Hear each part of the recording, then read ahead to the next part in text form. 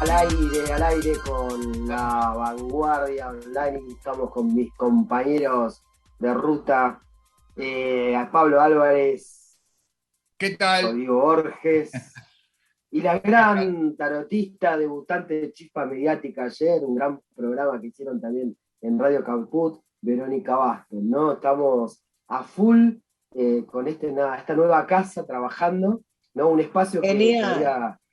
que estaba vinculado a la vanguardia online, hoy toma su vida propia fuerte de los jueves a las 20 horas, era Sí, de 20 a 21 horas. 20 a Muchas 21 los gracias, jueves. Richard. ¿Qué Así tal? gracias por los saludos ayer, me dijeron que estuviste muy bien.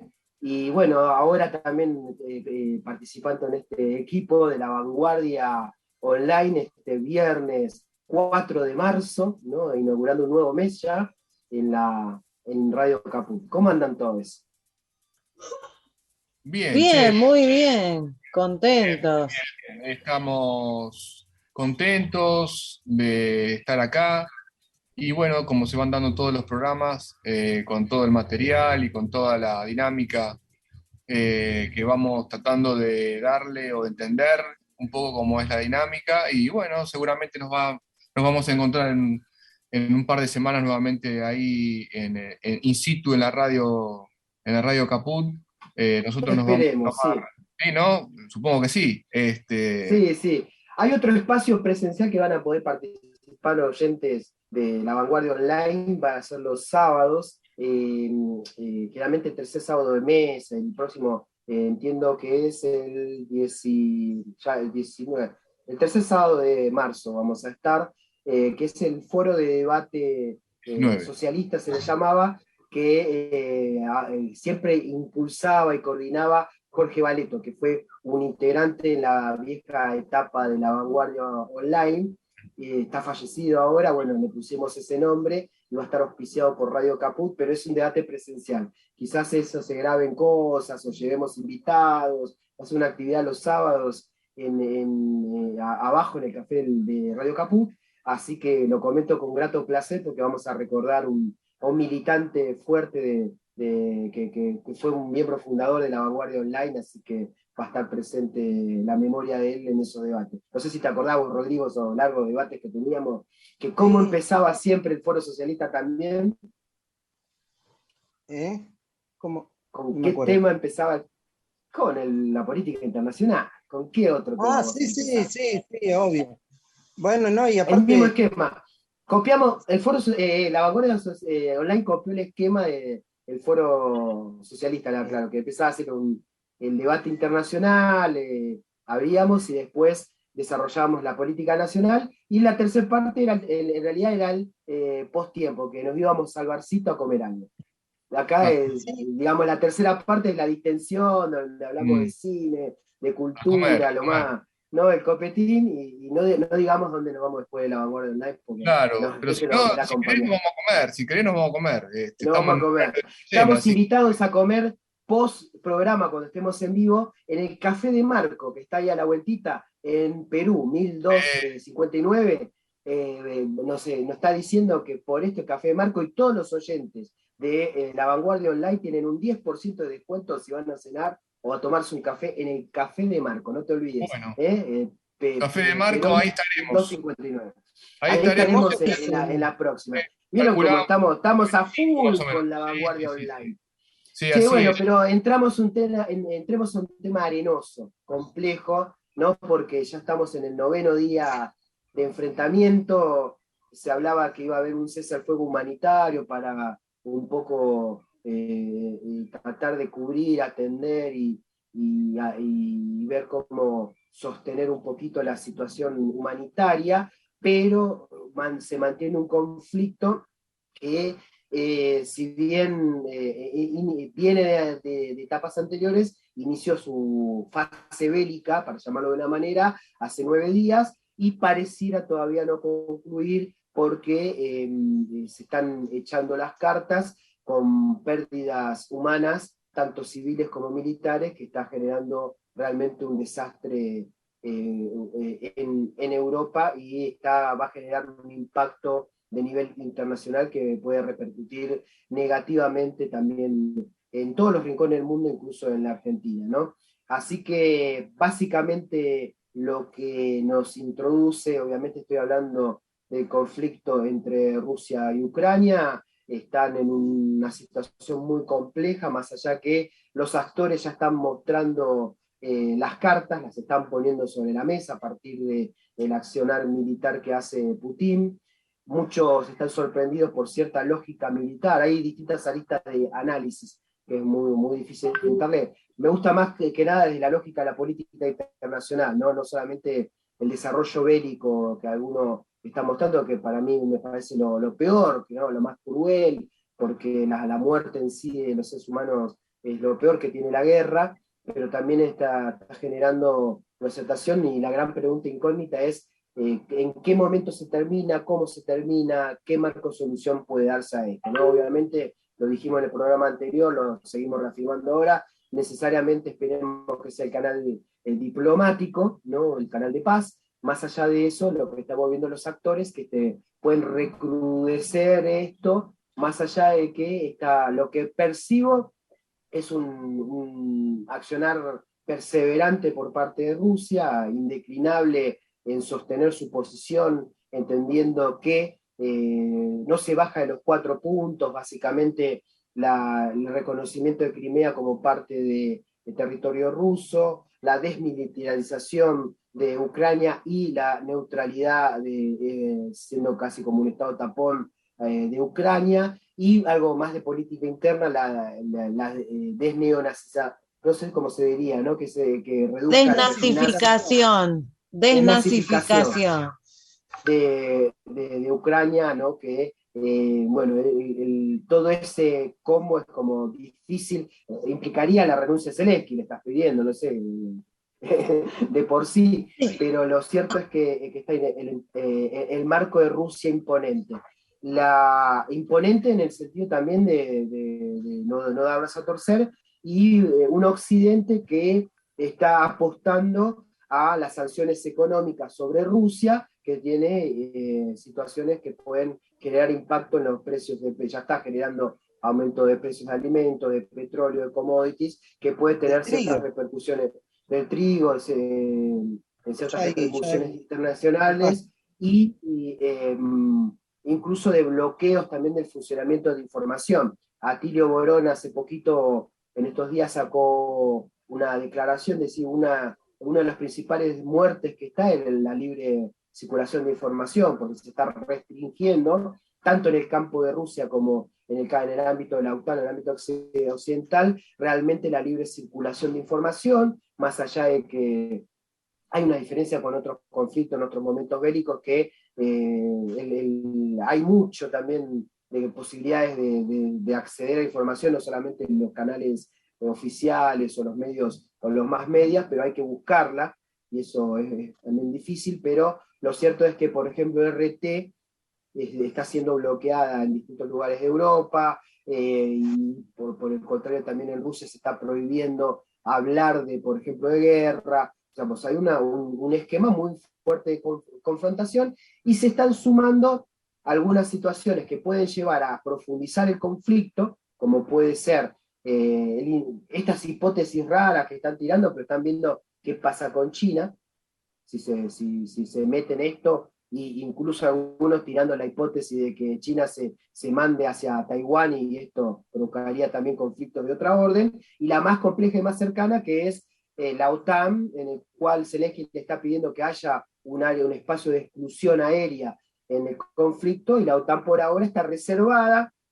no quiere generar ninguna susceptibilidad que implique que Rusia declare guerra o amplíe la guerra hacia OTAN, lo que entraríamos a un conflicto de escala internacional y, por qué no, de escala mundial. Entonces eso realmente sería una tragedia para la humanidad. En ese marco dejo introducido la problemática de cómo estamos hoy en el conflicto, para que lo sigamos reflexionando.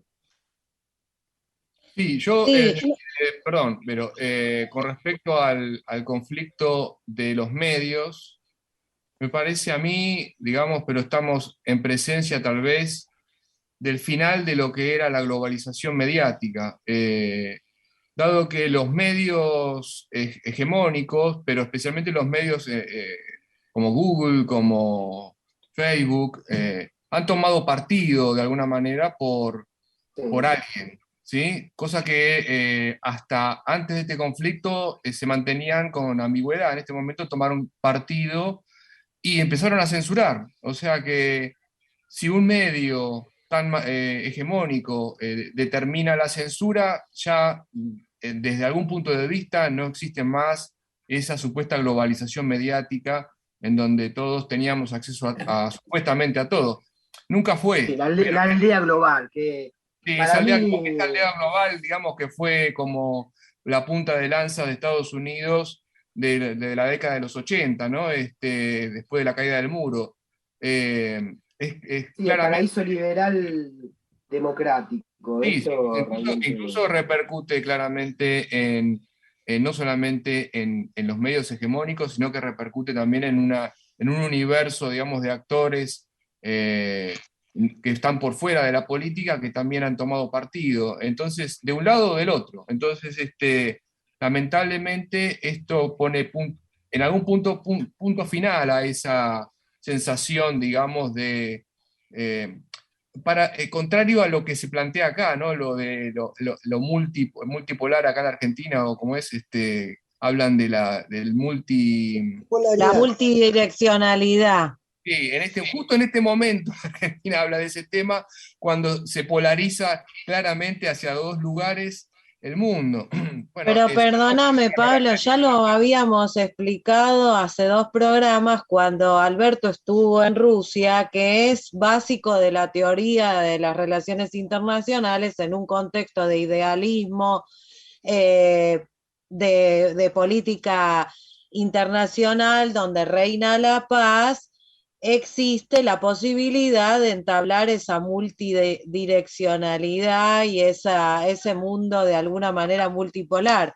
Pero 3, 4 días después o 2 semanas después, vamos a poner, se suscitó este conflicto que ya estaba ahí como en la puerta y que ya está desde, como escuchaba anteayer a Tilio Borón, el audio que vos citás, Richard, lo escuché en 2 entrevistas a nuestro querido profesor Atilio, a quien admiro y le mando un saludo, que él decía justamente, porque es un sabio, aparte de ser un gran filósofo y politólogo, él decía que justamente es una locura llevar a esta escalada y que, como bien introdujiste vos recién, de conflicto internacional, porque en realidad, si vamos a ponernos a observar, no hay bases militares en los países donde Rusia ha tenido acuerdos, por lo menos acá en América no hay bases de Rusia, y sí hay bases por todo el mundo de la OTAN, con Ahí quería, eh, de alguna manera, hay bases por todos lados. Aquí no nos sí, quería olvidemos que marcar una tenemos, situación preocupante. El otro día estuvieron haciendo acciones de ejercitación en Colombia. Estados claro, Unidos, en el marco también de supuestamente colaboración de OTAN. Muy totalmente. ¿Y extraño, qué muy pasó con preocupante. Bolivia también? ¿Y qué pasó Sí, con Bolivia también, cuando le con la hicieron el golpe liberación del aéreo? accionar de Sí, fuerzas Verónica, militares y en Paraguay. permitime, la OTAN es, el origen de la OTAN es claramente contra la Unión Soviética, o sea que es una alianza, se podría decir, antirrusa. El origen de la Sí. OTAN es eso, no es un detalle, no es una alianza solamente defensiva de los países del Atlántico Norte. En los estatutos de la OTAN está, como bien lo explicaba, yo leí el otro día un exdirector de la CIA, están sus fundamentos que era en contra de la Unión Soviética. O sea que si en Europa del Este la OTAN se empieza a expandir y empieza a rodear las fronteras de Rusia, obviamente que los rusos van a tener, no sin que suene muy prorruso lo que estoy diciendo, van a tener sus resquemores con el aumento de las bases, ¿no? Que es lo que ha estado pasando. Pero es el planteo básico de Putin, ¿eh? Es muy claro lo que está diciendo.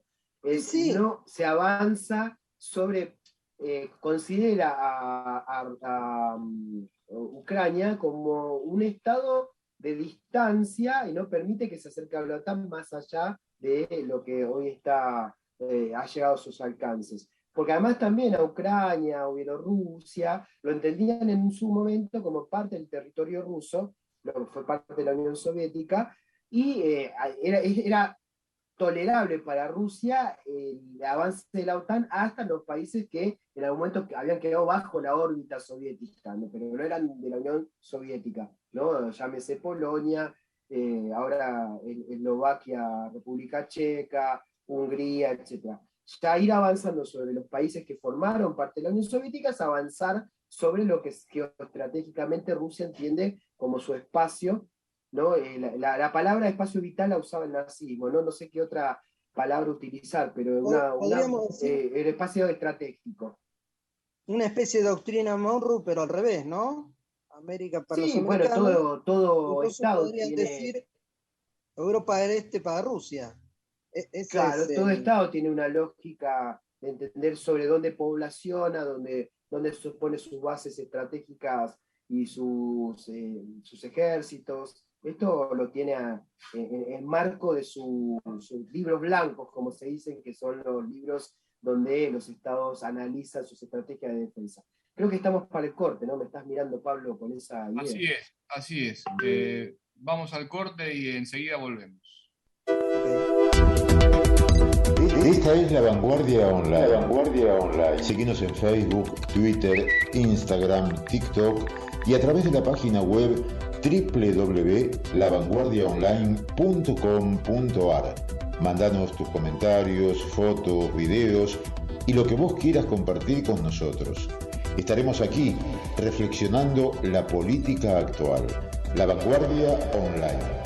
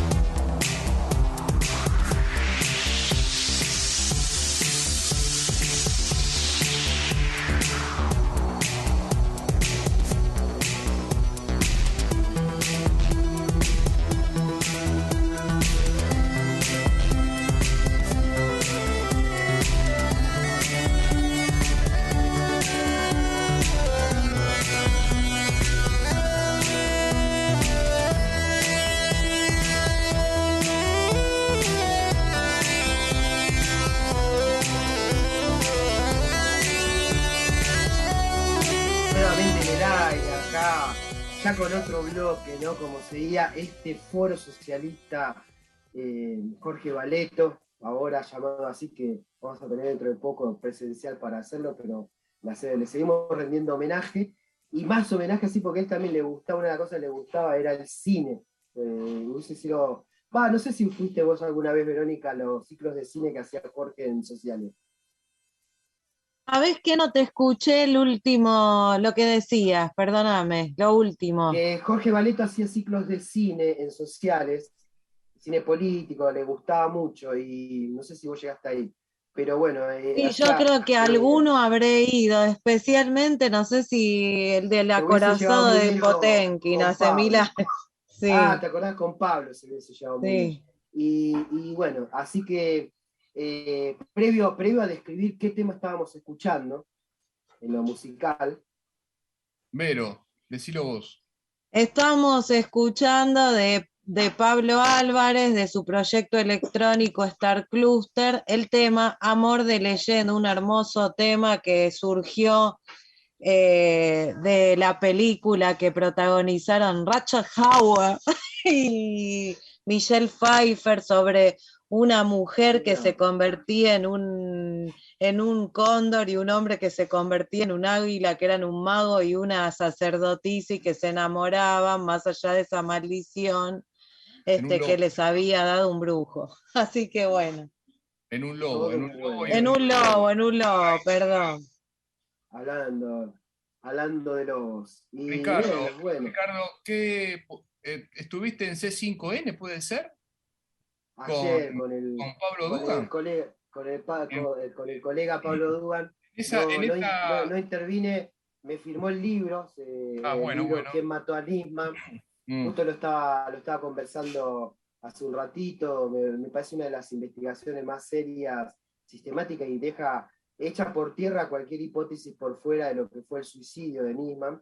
De ahí en más hay que empezar la basofia armada por Patricia Burris con la prefectura. La verdad que sinceramente no sé por qué no está enjuiciada esa mujer con esa investigación realmente. Pero justamente el marco que sigue la misma línea de conclusión que tiene la fiscal Fein, ¿no? De un suicidio inducido, dice la fiscal Fein, la pregunta, y ahí deja detalles y análisis en el libro del cual, digamos, qué es lo que provocó esa inducción, ¿no? Es el marco para seguir. Esto que estuviste ayer fue en Plaza Constitución. Y yo estaban acá nomás, entonces los fui a saludar. Estaba Cintia García también ahí. Estaba Cintia García. La escucho todas las mañanas a Cintia. Claro. ¿No? Te doy escuchar a Caput y escuchar también a 750, pero estamos ahí, nos rotamos un poco. Ricardo, Rodrigo, pero ¿me escuchás ahí? Sí. Porque Cintia García y Pablo Dugan, había otras 3 personas más que no me acuerdo quiénes eran, discutían por el tema del acuerdo del Fondo Monetario, ¿no? Borroni y un politólogo Tigris, creo que se llamaba. Sí, estaba Borroni también. Estaba caldeado el tema porque claramente el discurso estaba cruzado, ¿no? Había un discurso más del de Cintia García que no justificaba para nada el acuerdo con el Fondo Monetario Internacional, aunque si bien lo entiende desde el punto de vista técnico, no estaba de acuerdo con la decisión política. En cambio, el que tenía al lado, que no me acuerdo quién era, y uno pelado que estaba enfrente, de alguna manera tenían un discurso más a favor, digamos, del acuerdo en términos técnicos también, sí, Dugan también, pero digamos políticamente estaban más de acuerdo con la situación, un poco en sintonía con el videíto que lanzó en el medio Máximo desde la Cámpora, haciendo recordar un poco la posición política que tuvo Néstor Kirchner en relación al Fondo Monetario, ¿no? Si bien una de las cosas que yo después de esto te doy el pie, en ese momento el pago al Fondo Monetario era de 17.000 millones de dólares, puede ser, cosa que dicen que si hoy hubiese tenido ese dinero Alberto Fernández, lo hubiese cancelado también. ¿Qué opinás al respecto con todo esto, Ricardo, Rodrigo, Ibero? Ahí yo vieron que en un momento tiré, creo que lo que buscaba Dugan era a la gente, por ahí el hombre de pie o la mujer de pie ahí en la estación, y por ahí no la visión de un politólogo, por eso yo me corrí, no intervine sin ponerme tampoco muy alto, pero creo que iba a dar una reflexión que tenía que ver con un marco de análisis politológico, y fíjense dónde lo pongo, en una relación de fuerza, ¿no? Creo que hoy, en la coyuntura de hoy, el gobierno está cerrando un acuerdo en su relación de fuerza. No es la misma contextualización que tenía Néstor Kirchner hace más de una década, en un momento en el cual se articulaba el centro-izquierda en América Latina, había un proceso de recomposición expansiva de las commodities para términos económicos, había un replanteo, rebalanceo, debilidad del Fondo Monetario respecto a las recetas que había propuesto a los estados y las crisis que tuvieron la mayoría de los estados en América Latina, con lo cual en ese contexto se podía innovar y proponer algo diferente, en algo razonable que se sostuvo el presidente Kirchner en ese momento, que dice: los muertos no pagan, si me dejan morir no voy a pagar, déjenme volver a vivir y voy a pagar. Y entonces se armó una estructuración de pagos, ahí podemos discutir si era la mejor forma, si no era, pero fue una forma que le resultó en un contexto exitoso a la presidencia de Néstor Kirchner y la elección de Cristina y la reelección de Cristina. Sí, sí. Este es un contexto muy diferente para Alberto Fernández. No tenemos la articulación de centro-izquierda a nivel latinoamericano, además tenemos un troglodita en Brasil que boicotea cualquier marco de acuerdo de alianza o de negociación regional. Tenemos una situación en la cual el mismo gobierno nacional, recordemos que pierde una elección parlamentaria en noviembre, no las gana, digamos, recupera a lo que fue las PASO, pero quedó debilitado y de hecho la oposición no le vota el presupuesto. Es más, y ahora están dudando si va a tener la capacidad parlamentaria de avalar este acuerdo, ¿no? Está ahí una discusión muy compleja. Y tercero, quizás el contexto de la guerra cambie también los precios internacionales y cambie el perfil de la capacidad de pagos, pero la realidad es que Argentina tiene una debilidad financiera y de divisas muy fuerte, con lo cual en ese marco de relación de fuerzas está cerrando un acuerdo Alberto Fernández, en el cual ahí yo comparto más la situación de Cintia García, no estoy tan para celebrarlo, no me gusta celebrar este acuerdo, me parece que lo puedo comprender, pero no lo quiero aceptar. En esas posibilidades sí digo, bueno, acepto salir, viste, cuando estás en una pendiente con el auto y tenés que ver cómo salís y usás el freno de mano para que no se te vaya para atrás y después medio que lo rompés y le das para adelante y salís, bueno, estás saliendo de esa pendiente y ver cómo encarás y de nuevo el camino. Y le digo, pues estoy aprendiendo, vieron que saqué el registro hace poco, y más me cuesta salir una pendiente, boludo. Bueno, me quedo en la pendiente a veces y... Por las dudas, si estoy en una pendiente me corro. Casi repruebo el examen de manejo por la pendiente esa, pero imagínense. Lo cierto es que, bueno, perdón que interrumpa, compañeros. Sí. También en estos días que nosotros mismos lanzamos el tema acá en Radio Caput, se volvió a mostrar en las redes el querido compañero Guado de Pedro y ministro del Interior, flamante ministro del Interior, a quien saludo y tengo un personal aprecio. Para entrevistarlo, ojalá podamos, la Guardia Nacional lo pueda entrevistar en algún momento. La verdad es que yo le tengo un personal aprecio y lo admiro muchísimo porque es una persona muy inteligente, un resiliente de una situación tremenda que vivió con sus padres desaparecidos, que él mismo estuvo siendo atacado en ese secuestro, así que tiene una historia tremenda y que hoy nos representa excelentemente bien como ministro del Interior, y bueno, se lo ha visto en Twitter con fotos ya como con una imagen un poco más ejecutiva, más presidenciable.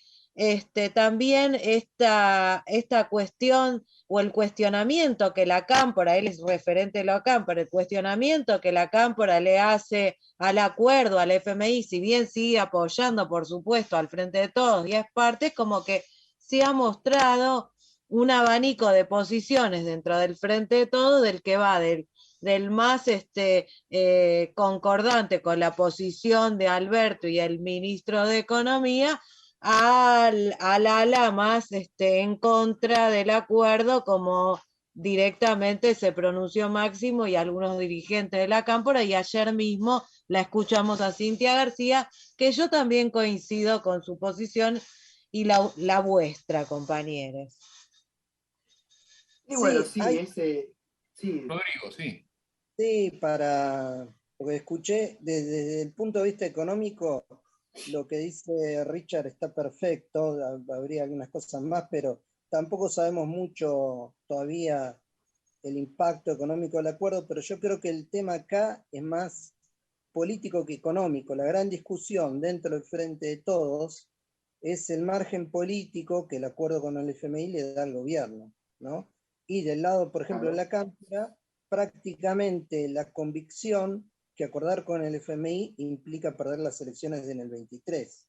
Por eso es esta oposición tan férrea que tienen, ¿no? Y una discusión que hay dentro del frente entre gobernabilidad, ¿no? Y objetivo electoral, ¿no? Eficacia y eficiencia sería, ¿no? La Cámpora podría decir, por lo que uno ve más o menos, vamos a tener el gobierno, la economía más ordenada, pero vamos a perder las elecciones. Ahí lo que diría es si la economía recupera, levanta, y es como lográs mecanismos de redistribución. Un punto clave en el mediano plazo, que también con cierta perspectiva creo que esta deuda hay que encararla también hacia adelante con estrategias que no pueden recaer meramente en la negociación coyuntural. Ese es el planteo general. Uno, en lo estructural, la Argentina tiene que repensarse su esquema de producción exterior y su regulación de comercio exterior, necesariamente, no tener miedo a eso. Perdimos una oportunidad en lo que tenía que ver con la estatización de Vicentino, generar una empresa que permita regular el sistema de alimentos y el control también de la generación de divisas. Dos, el marco que tiene que ver con una renegociación multilateral de la deuda. Hay que discutir en los sistemas financieros los mecanismos y las responsabilidades de las especulaciones financieras que se tienen en los otorgamientos de crédito. Para hacer algo más concreto y llano, tener mecanismos de auditoría, de negociación, de fiscalización y de acuerdos a nivel internacional, porque son parte cómplice de cómo se han llevado estos endeudamientos, ¿no? El Fondo Monetario financió un esquema, apostó un gobierno, y me parece que es algo que hay que rediscutir a nivel internacional, cómo son los esquemas de endeudamiento, porque, y además es más claro, más con un organismo internacional como el Fondo Monetario, porque supuestamente surge de un esquema multilateral en el Fondo Monetario, ¿no? Pero no está respetando esa lógica de multilateralidad que debería tener. No la respetó el Ministerio nunca, pero creo que hay que propiciar y... Perdón, acá Pablo Risi me apunta de que el periodista pelado es Néstor Dib, ¿sí? Justamente. Así que nos está escuchando Pablo Risi. Te agradezco, sí. Y me parece bárbaro. Así que... tenemos algo en Facebook, ahí nos están conectando también. Eso lo hemos perdido, ¿no? Pero... la interacción. Le mando un gran saludo al compañero Pablo Risi, con quien hoy estuvimos intercambiando algunos audios buenísimos, así que muy, muy cálido este equipo que nos recibe en Radio Caput y esperando a la presencialidad, así que cuando volvamos, porque nos vamos de viaje unos días, estaremos ahí en Radio Caput en el piso. Bueno, Seguramente. Rodrigo, ¿querés decirnos algo? No, eso, que me parece que el gran problema de fondo es esta discusión que hay en el frente, que es política, no solamente económica, ¿no? También el tema de la discusión de cómo se hizo la negociación para llegar a este acuerdo, ¿no? Hay sectores que plantean una estrategia más agresiva, con plantear desde el inicio la nulidad de la deuda para después negociar desde una posición de fuerza. Bueno, todas esas cosas que están, pero yo creo que ya una vez que se haga el acuerdo, eso se debilita totalmente, ¿no? La famosa causa esa que hay con el tema de ¿Famosa? Pausa. Causa judicial que hay por todas las nulidades del estatuto del FMI, cómo se dio la deuda, todo eso, bueno, pero son discusiones que también en el fondo son... Te vendrán en abstracto cuando cierres el acuerdo también. Sí. Sí, somos un país abstracto, un lindo para, debate, para ¿no? los técnicos. Veremos qué pasa. Perdón, entró la discusión. Ricardo, hablando en abstracto, tenemos que ir al segundo corte, porque después viene, según el planteo de los programas que hacían ustedes en la época allá a lo lejos. De Jorge Valeto. Exactamente. Después de esta pausa viene el momento de comer. Así que El de distensión. Me voy a hacer un tecito y volvemos. Dale, cómo no. Estás escuchando La Vanguardia Online. Acá estamos siempre pensando la realidad.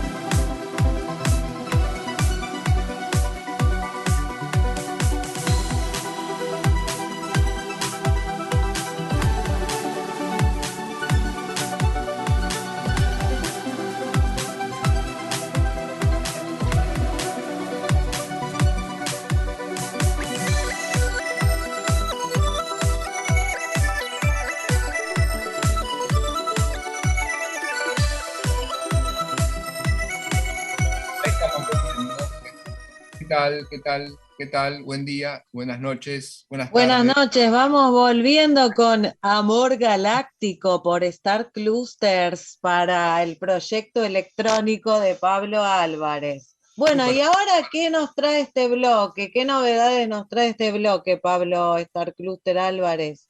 Bueno, ahí Rodrigo estás muteado. ¿Y Ricardo se fue a tomar el té o se fue a comer la pizza ahí al lado en Cruz San Telmo?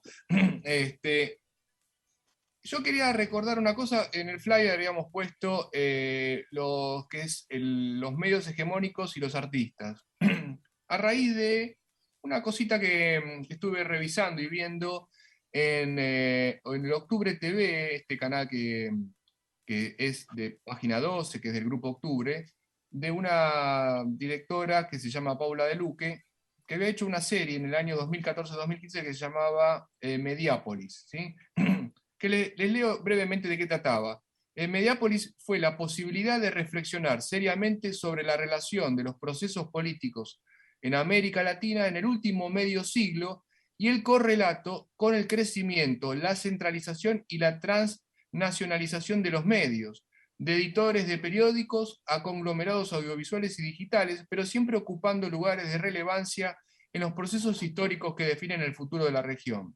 Se habla comúnmente de libertad de expresión, de línea editorial, de hegemonía, y nosotros quisimos detenernos en cada uno de esos conceptos relacionados directamente con la función política de la comunicación. Eso fue una serie que hoy por hoy se puede ver en Octubre TV todos los capítulos, son 13 episodios de 50 minutos cada uno, dirigida por Paula De Luque y coescrita y realizada junto a Marcelo Yapses, que también es productor. La serie describe la historia de la relación entre los gobiernos y los medios de comunicación de masas de América Latina, filmada en 10 países a lo largo del 2014-2015, y bueno, estuvo en la televisión digital abierta, con voz en off de Daniel Fanego, y es un poco este tema, ¿no? Fue la preocupación durante el periodo anterior, ¿no? Justamente con la construcción de la ley de medios, o que derivó en la ley de medios, que fue tratar de desandar un poco el tema de la hegemonía mediática, que hoy, con el tema de la guerra entre Ucrania y Rusia, se ha vuelto también una guerra discursiva, claramente discursiva, Una guerra informativa. una guerra informativa, discursiva, donde los medios son el escenario principal, ¿no? Porque fíjense cómo está operando la censura para determinar qué es lo que se puede decir y qué no, qué es lo que se puede mostrar y qué no, y creo que, fíjense lo que sucedió, que no sé en qué lugar se prohibió en una universidad un curso de Dostoyevsky, y nos hemos enterado, en Italia, o sea, una locura total, un mamarracho de situación, y nos enteramos, al toque nos Yo enteramos. me quejaba y se prohibía la crema rusa. Sí. ¿Dónde fue? En Córdoba. Sí, Hay bueno. una cosa que siguiendo lo que dice Pablo, que está muy bueno, que esta guerra informativa también termina en una especie de rusofobia, ¿no? Y Claro. agrega que este Sí, tema la guerra se acentúa en los nacionalismos, las xenofobias. Sí, pero en este caso siempre estuvo tendiente Occidente a ir en contra, digamos, siempre hubo una tendencia en contra de Rusia. Después de la caída del muro y desde el desmembramiento de la Unión Soviética, claramente el que golpeó, el que noqueó, ¿no? El Rocky que le gana a, ¿cómo era el personaje? Stallone, a Drago. a Drago, digamos. Esa imagen bien de Reagan, ¿no? Del año de los 80, en donde Drago era el malo y Rocky era el bueno. Eso en las conciencias de las clases medias, básicamente, pegó mucho, pegó muchísimo, porque cuántos han adherido tal vez desde esa época a lo que es el imaginario norteamericano, y el malo siempre ha quedado configurado con los rusos, ¿no? Te digo que los medios de comunicación en eso siempre mantuvieron una delgada línea, digamos, de supuesta ética moral de doble discurso, y ahora mágicamente es como que han tomado partido. Eso es muy loco, se nota, y inclusive eso obliga inclusive a que uno, vos lo estás viviendo, Vero, inclusive con las lideresas, que algunas lideresas están siendo censuradas por su Facebook, por alguna frase mínima. Inclusive hay que ver qué nos pasa a nosotros también. Tiramos la pelota a ver si nos pasa algo. Eso nos daría más audiencia, pero Sí, si me permiten, recién estoy acá abriendo el Instagram porque siempre hago apoyo en redes con todos nuestros programas, y justamente lo que estás diciendo nos trae la frase acá en el Instagram que nos recuerda al gran escritor que ha sido George Orwell, que también es prohibido, está siendo prohibido. Es un delirio, pero su frase, dando pie, perdóname, su frase, dando pie a lo que vos estás introduciendo, Pablo, que me parece genial, esta guerra informativa, decía George Orwell en su tiempo, en una época de engaño universal, decir la verdad es un acto revolucionario. Pues bien, estamos aquí con programas de nuestra línea, de La Vanguardia Online, de La Chispa Mediática, de los cuales de ambos nos enorgullecemos, porque hay que tener coraje, hay que tener valor de decir lo que uno no quiere seguir manteniendo o lo que se está ocultando. Es una aberración que prohíban a Fedor Dostoyevsky, que es de 2 o 3 siglos, casi 3 siglos antes, prohibirlo con esto de lo que ustedes estaban mencionando, la rusofobia, etcétera, etcétera. Fíjense una cosa que está sucediendo. No sé si ya lo conocían este problema, pero el periodista Marco Teruggi denunció una fake news de Twitter, ¿sí?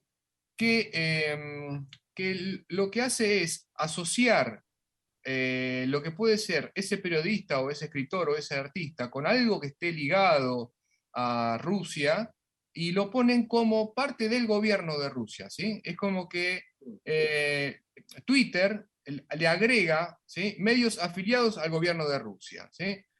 Automáticamente le agrega de manera, si lo impone, ¿no?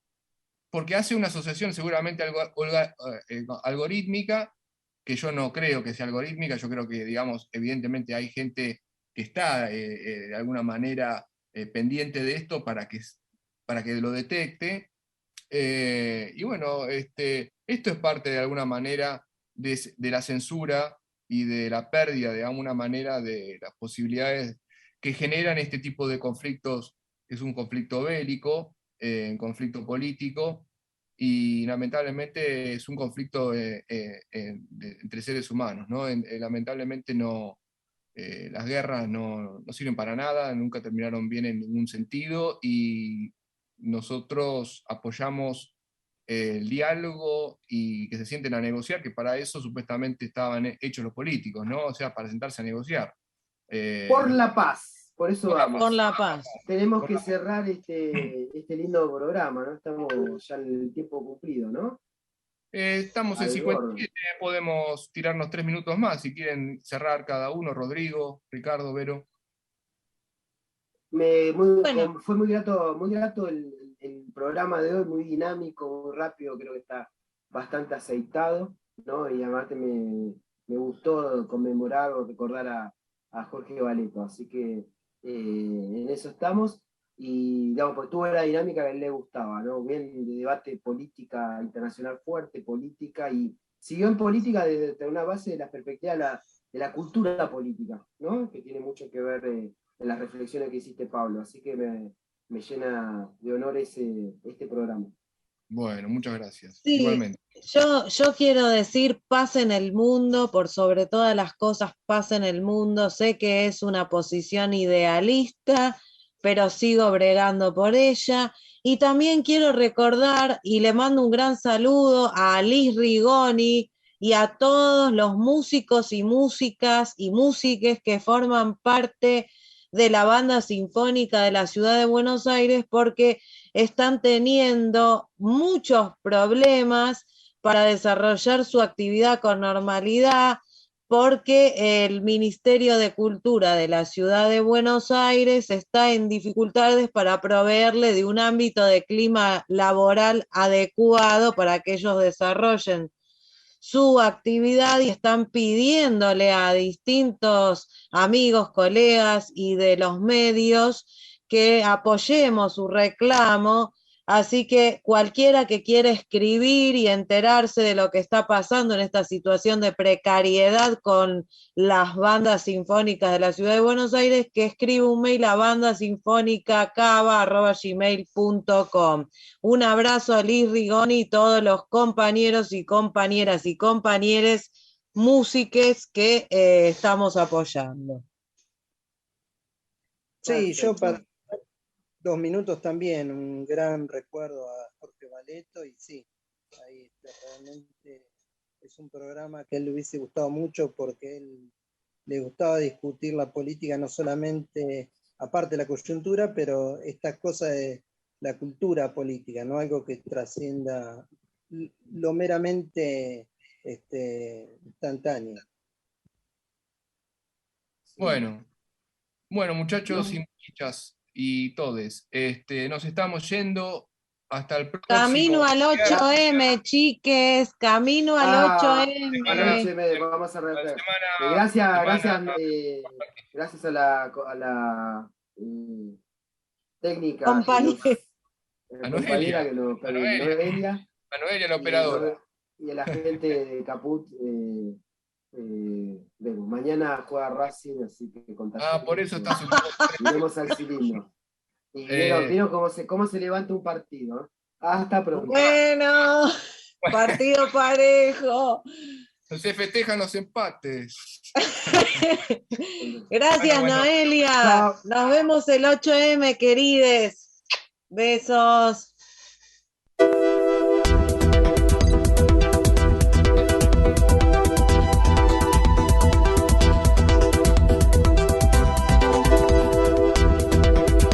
Escuchaste La Vanguardia Online. Volvenos a escuchar y seguinos en las redes y en nuestra web. Nos reencontramos el viernes a las 22 horas por Radio Caput.